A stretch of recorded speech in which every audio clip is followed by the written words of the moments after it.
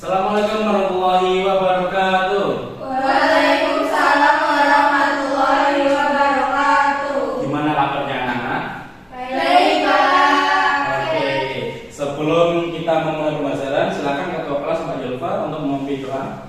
Baik, di tempat duduk siap berdoa mulai. Bismillahirrahmanirrahim. Amin. Apakah ada yang nggak berangkat pada pagi hari ini? Berangkat. Oke, bagus. Nah, sebelum kita memulai pembelajaran, Bapak punya soal pretest agar mengukur pemahaman kalian mengenai materi yang akan Bapak berikan. Nih, dibacakan. Bapak berwaktu 5 menit, apakah cukup? Cukup, Pak. Apakah sudah selesai? Sudah. Ini dapat diumumkan. Oke, makasih.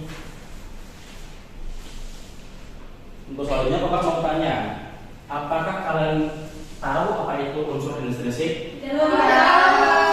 Oke, terus Bapak mau tanya, menurut kalian apa saja hal yang penting yang biasanya ada di sebuah cerita? Tepat. Oke, pinter. Nah, Bapak membacakan tujuan pembelajaran pada pagi hari ini. Setelah menyimak teks cerita fiksi, peserta didik dapat menganalisis unsur intrinsik, yaitu tokoh, watak, latar, alur, tema, dan amanat. Kemudian, setelah menganalisis unsur intrinsik cerita fiksi, peserta didik dapat menceritakan kembali isi cerita yang memuat unsur intrinsik dengan tepat. Kemudian Bapak menjelaskan mengenai unsur intrinsik. Unsur intrinsik yaitu unsur-unsur yang membangun karya sastra yang termuat dalam karya sastra. Kemudian ada tema. Tema di sini merupakan ide pokok yang menjadi dasar sebuah cerita. Kemudian alur yaitu urutan peristiwa dalam cerita. Kemudian ada penokohan. Penokohan yaitu sosok penting atau tokoh yang dihadirkan dalam sebuah cerita. Kemudian ada latar. Latar yaitu tempat terjadinya di dalam suatu cerita. Kemudian sudut pandang. Sudut pandang yaitu cara penulis menyampaikan cerita kepada pembacanya. Terus yang terakhir yaitu ada amanat. Amanat yaitu pesan moral dalam cerita yang disampaikan kepada penulis. Kemudian sebelum lanjut pada materi selanjutnya, Bapak punya sedikit. Nanti kita tetap semangat, oke? Ayo, tetap semangat. Semangat. Oke, kita lanjut.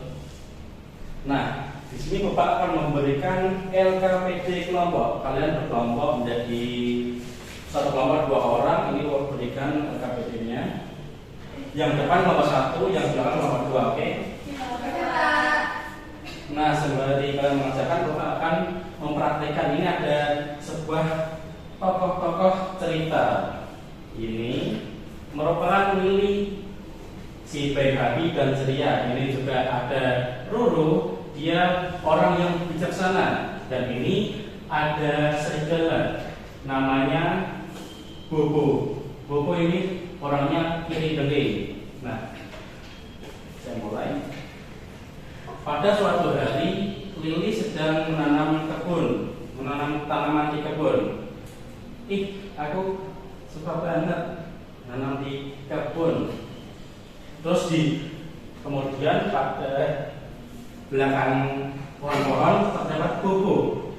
Dia iri kepada Lili karena Lili disukai banyak teman. Dia kok disukai banyak teman sih, kenapa aku enggak? Terus apa aku hancurin tamannya aja ya biar orang-orang nanti benci sama Lili gitu. Terus itu aku datang ke tamannya, aku hancurin. Terus si Bobo ketemu sama si Ruru. Kamu mau ngapain? Jangan dihancurin, gak boleh. Gak apa-apa, aku benci sama si Lili. Jangan gitu. Terus mereka sudah pulang. Pada keesokan harinya Lili datang ke kebun melihat tanamannya sudah hancur. Siapa yang menghancurkan tanamanku? Terus si Bobo datang. Kakak, rasakan. Kok kamu jahat banget sih? Karena aku ingin kamu banyak teman. Ya kan kita bisa mencari teman yang baik.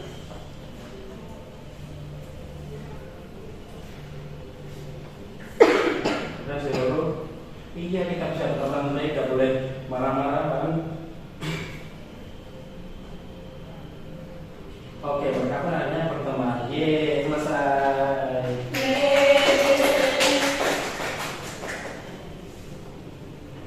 Nah, siapa yang mau maju lomba mana?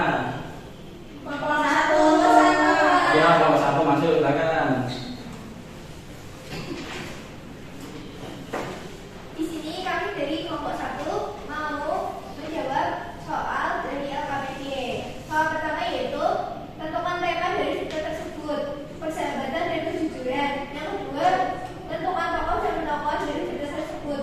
Lili, tokohnya itu punya sifat baik dan sabar. Bobo iri, Ruru bijak dan tenang. Yang ketiga itu tentukan latar dari cerita tersebut. Latar tempatnya bukan ceria, latar waktunya pagi dan siang hari. Kemudian latar suasananya menegangkan, kemudian ada alurnya masih dimulai dari pengenalan, konflik, kemudian penyelesaian. Untuk amanatnya jangan iri terhadap keberhasilan orang lain, jadilah baik dan mau memperbaiki kesalahan, maka kamu akan disayangi. Ye, tepuk tangan buat nomor satu. Silakan kembali. Ini bisa dikembalikan LKPD-nya. Terima kasih. Ya. Selanjutnya Bapak punya LKPD individu. Nah, ini nanti kalian kerjakan secara individu ya, nggak boleh nyelek. Baik, Pak. Ini.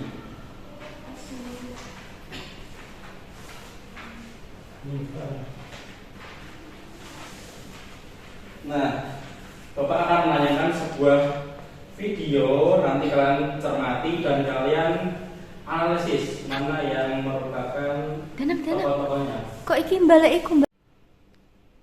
Oke, ini Bapak punya video dapat dicermati ya. Wah, cuaca hari ini cerah sekali ya. Aku juga di sungai, bakalan mau ikut. Ayo kita ke sana bersama-sama. Mengapa air sungainya berubah keruh? Ikan-ikan juga jadi ini akan berdampak buruk, tidak bisa dibiarkan. Dua apa penyebabnya? Kemarin aku lihat dia buang sampah di sungai. Jangan asal menuduh, tidak ada bukti. Lebih baik kita mencari buktinya dulu. Kita dulu mencari bukti dengan memeriksa sekitar sungai. Aku lihat ada jejak kecil di semak-semak. Di sini juga ada bukti buah-buah yang sudah busuk. Jadi ini yang membuat air sungai jadi keruh. Musa, ternyata kamu pelakunya. Kamu telah bohong dan menuduh beruang. Aku takut kalian kecewa, jadi aku menyalahkan beruang. Sekarang mari kita bersihkan sungai sesama agar tidak keruh lagi. Maafkan teman-teman, aku tidak akan melakukan lagi. Kamu sudah cukup baik mengakui perbuatan. Jangan diulangi lagi. Terima kasih teman-teman sudah memaafkan dan membantuku. Kita memang harus bekerja sama dengan siapapun. Nah, dari video tadi dalam LKPD-nya siapa yang mau maju? Oke, Masya, silakan maju. Ini saya akan menceritakan ulang tentang video tadi. Jadi judulnya itu Sungai yang Keruh. Nah, awal cerita, suatu hari tupai monyet dan beruang sedang berkumpul. Lalu monyet mengajak ke sungai dan mereka pergi bersama ke sungai. Nah, saat sampai di sungai, mereka kaget karena air sungainya keruh. Tiba-tiba musang datang dan menuduh beruang. Nah, mereka mencari tahu bukti dan menemukan bahwa musang selama ini membuang sampah di sungai karena ada tumpukan buah busuk di sarangnya. Mereka marah kepada musang. Lalu musang meminta maaf dan mereka saling memaafkan. Tepuk tangan buat Masya. Ya, betul kembali. Terima kasih. Iya. Untuk selanjutnya Bapak punya kuis ini. Ada pertanyaan. Apa yang dimaksud dengan unsur intrinsik? Siapa yang tahu? Oke, coba lihat. Betul. Ya, coba lagi. Di bawah ini yang termasuk unsur intrinsik dalam cerita fiksi adalah Tokoh alur. ini. Coba. Betul. Oke, lanjut. Nah, selanjutnya kita akan mengerjakan post test. Tadi kan udah pretest, ini ada post test.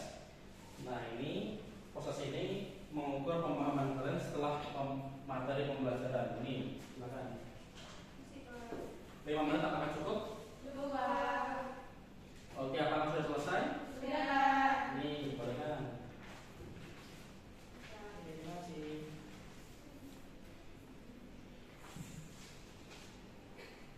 Nah, setelah pembelajaran, Bapak mau tanya, apa yang kamu pelajari hari ini? Tentang unsur intuisi. Oke, terus dari pembelajaran hari ini bagaimana yang kalian sukai? Ceritanya Asik ya tadi. Asik. Satu. Terus menurut kalian mana bagian yang perlu diperbaiki? kuisnya kurang banyak, Pak. Oke. Ceritanya ada seru? Terus? Nah, di sini Bapak punya tugas nanti dapat kalian kerjakan di rumah dan Bapak akan kirimkan ke grup WhatsApp orang tua. Nanti dikerjakan di rumah sambil sama orang tua ya. Baik, Pak. Nah, siapa yang mau menyimpulkan pembelajaran hari ini? Iya, Iya. Pak. Silakan Lydia. Baik, Pak. Jadi semua hari ini